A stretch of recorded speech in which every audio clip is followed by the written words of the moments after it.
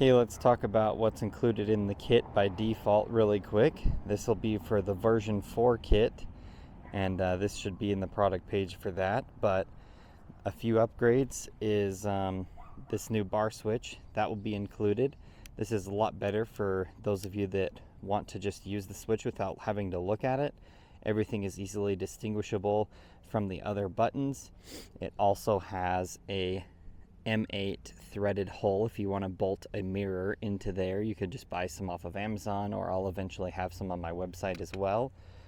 We have these triple clamp mounted blinkers, which you can still buy the, well, actually I'll just include them. I will include the normal blinker mounts that I usually sell that go underneath the brake reservoir and also underneath the lever on this side, just depending on the look you're going for.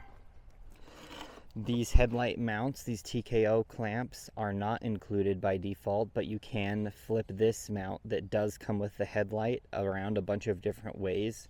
So you could potentially mount it a number of different locations. It does have holes on all four sides as well, so you can play around with that. I've mounted them on the radiator shroud below here before, but it's up to you how you want to do it.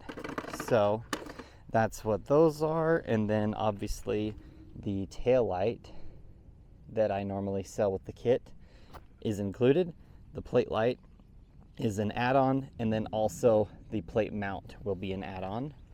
And by default also the kit will have one sensor for the front brake, and that is how this works. This is a banjo bolt pressure sensor, and that will actuate the tail light.